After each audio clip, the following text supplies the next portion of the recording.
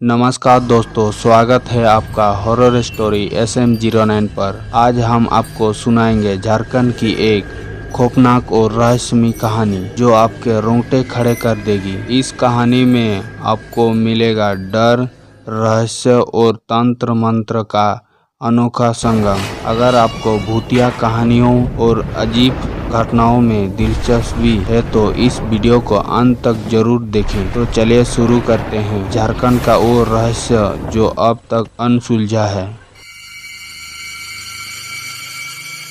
झारखंड का एक छोटा सा गांव जिसे लोग कालापुर के नाम से जानते हैं, कभी अपने हरे भरे जंगलों और शांत जीवन शैली के लिए मशहूर था। लेकिन कुछ दशकों पहले कुछ ऐसा हुआ जिसने गांव के इतिहास को हमेशा के लिए बदल दिया। कहते हैं कि इस गांव में एक समय रुद्रनाथ नाम का एक तांत्रिक रहा करता था। रुद्रनाथ अपनी तंत्र विद्या के लिए पूरे इलाके में कुख्यात था।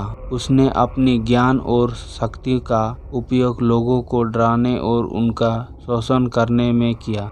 लोग उसकी कुटिया के पास जाने से डरते थे क्योंकि कहते हैं कि वो वहाँ रात में काले जादू के अनुष्ठान करता था। गांव के पुराने लोगों का कहना था कि रुद्रनाथ ने एक दिन किसी बड़े तांत्रिक शक्ति को प्राप्त करने के लिए मानव बलि का अनुष्ठान किया, लेकिन अनुष्ठान में कुछ गलत हो गया और उसकी शक्ति उसे ही निगल गई। उसके बाद से ही गांव में अजीब घटनाएं होने लगी। रुद्रनाथ की मृत्यु के बाद गांव में रहस्यमयी घटनाएं होने लगी। रात में अजीबो गरीब आवाजें सुनाई देने लगी, लोग अपने आप गायब होने लगे और कुछ का तो मानसिक संतुलन ही बिगड़ गया। लोगों का मानना था कि रुद्रनाथ की आत्मा अब भी उस जगह भटक रही है और अपनी मृत्यु का बदला ले रही है। गांव के वर्तमान निवासी इस डर के साए में जीते हैं। हालांकि बाहरी लोग इन घटनाओं को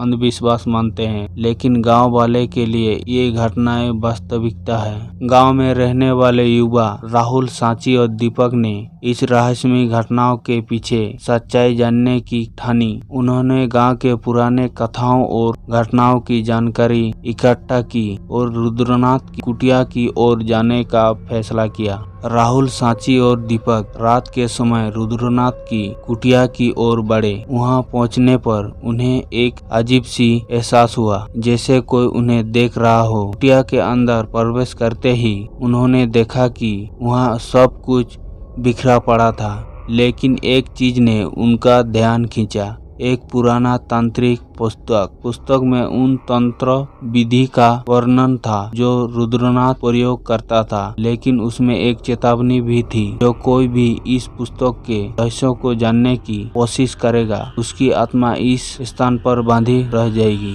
तीनों दोस्त अब डर और जिज्ञासा के बीच फंस गए थे। उन्होंने सोचा कि यदि ये इस पुस्तक के रहस्यों को उजागर कर सके तो शायद गांव को इस अबूता से मुक्त कर सकते हैं, लेकिन इसके लिए उन्हें अपनी जान की बाजी लगानी होगी। राहुल ने निर्णय लिया कि वो इस पुस्तक के रहस्यों को समझेगा और गांव को इस संकट से मुक्त करेगा।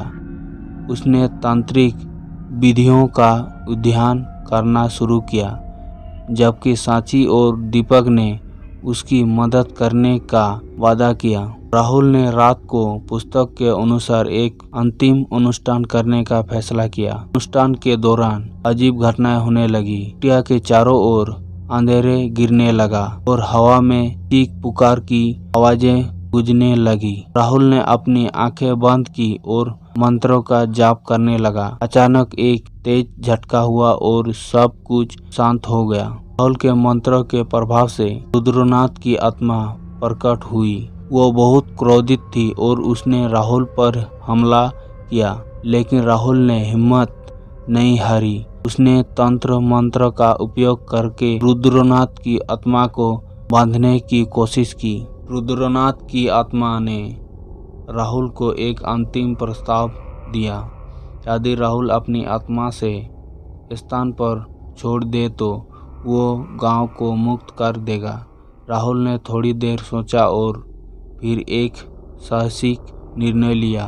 उसने अपनी आत्मा का बलिदान करने का फैसला किया। ताकि गांव हमेशा के लिए इस भयानकता से मुक्त हो सके। राहुल के बलिदान के बाद गांव में शांति लौट आई, अजीब घटनाएं बंद हो गई और लोगों ने राहत की सांस ली।